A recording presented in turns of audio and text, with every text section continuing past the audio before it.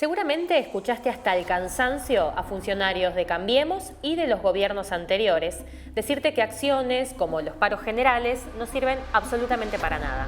Pero recordar el pasado nos ayuda a demostrar todo lo contrario.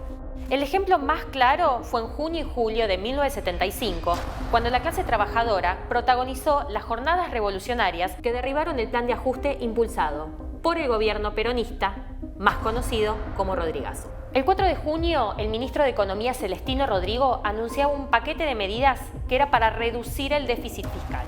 Las medidas decididas y puestas en vigencia en el mes de junio han contribuido en forma fundamental al cambio de rumbo propuesto. Se devaluó el peso, se dispararon todos los precios, incluso los de los productos de primera necesidad como el pan y la leche. Aumentaron todos los servicios, la luz, el gas, la nafta y el transporte. ¿Te suena conocido? El plan fue aprobado por el FMI como respuesta a la crisis económica mundial iniciada en 1973. Esta crisis beneficiaba a los empresarios y al capital financiero, mientras que la mayoría de la población padecía las consecuencias de un ajuste brutal. El movimiento obrero va a reaccionar inmediatamente. Era uno de los más organizados y combativos de América Latina y el mundo, a pesar de su dirección conciliadora y peronista. Los lugares de trabajo se convirtieron en centros de debate y deliberación. Asambleas masivas votaron paros, tomas de fábrica, movilizaciones y boicotearon la producción. A la cabeza de estas acciones van a estar los cuerpos de delegados y las comisiones internas antiburocráticas en las que participaban militantes de partidos de izquierda, como el Partido Revolucionario de los Trabajadores y del Partido Socialista de los Trabajadores, y también del peronismo combativo, como la Juventud Trabajadora Peronista. Todos ellos eran elegidos en forma democrática y formaron parte de un movimiento insurgente que había surgido al calor del Cordobazo en 1969, que no había podido ser frenado ni por la vuelta del exilio de Perón ni por la CGT. Estos fueron las bases sobre las que se organizaron las coordinadoras.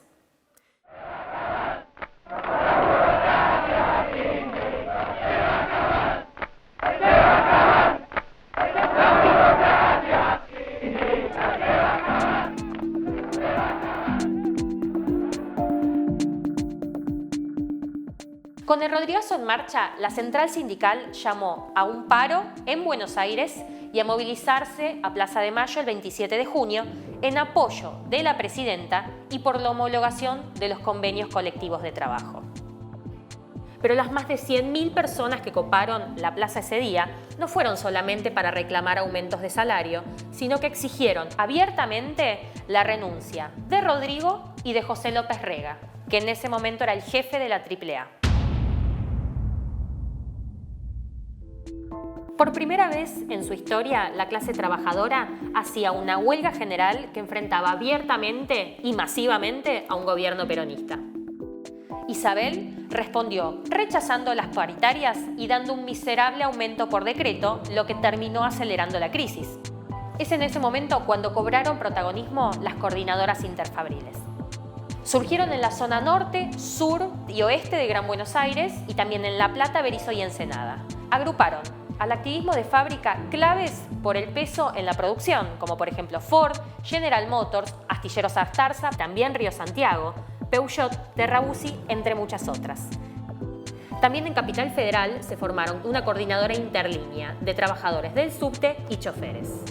En total, influenciaron a más de 130 establecimientos y 11 seccionales de gremios y organizaron alrededor de 150.000 trabajadores.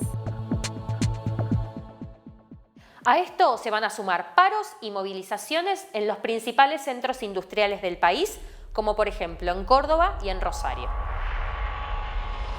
Las coordinadoras fortalecieron la solidaridad de clase. Reclamaban no solamente por el aumento de salario, sino que denunciaron a las bandas armadas de la derecha, pedían la libertad de los presos políticos y por democracia sindical.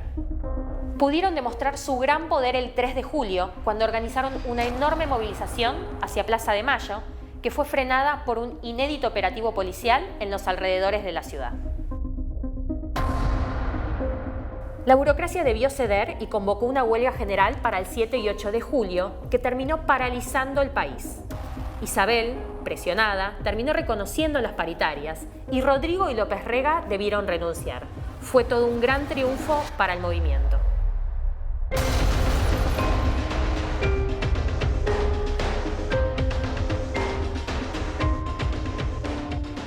Las coordinadoras expresaron una forma embrionaria de doble poder fabril. ¿Qué significa esto de un doble poder fabril? Es mucho más sencillo de lo que parece. Quiere decir que, por un lado, estas coordinadoras le disputaron el control de la producción en los lugares de trabajo a los patrones, y por el otro, se convirtieron en una alternativa de dirección para la burocracia sindical. Pero aunque fueron una verdadera amenaza para el orden de los capitalistas y de las cúpulas sindicales, no lograron convertirse en una alternativa de poder. Esto se debe principalmente a que la dirección de las coordinadoras era mayoritariamente peronista. Rechazaban la independencia política de los trabajadores y prefirieron sostener a Isabel en la presidencia a pesar de la crisis abierta. Pero aunque sin duda fueron una amenaza para el orden de los capitalistas y de las cúpulas sindicales, no lograron convertirse en una alternativa de poder. La ausencia de un partido revolucionario que acelere la experiencia de los trabajadores con el peronismo y transforme a su vez a la huelga política en un proceso que plantee la pelea por el gobierno de los trabajadores fue lo que marcó el límite del proceso. La historia que sigue es conocida. El golpe del 76 llegó para disciplinar a la clase trabajadora e imponer finalmente el saqueo a las grandes mayorías.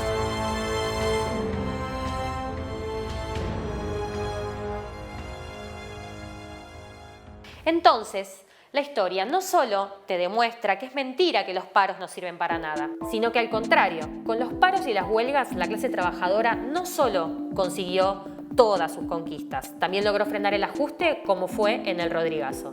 Vale la pena rescatar estas experiencias para estar mejor preparados y poder enfrentar otro gran saqueo como el de ahora.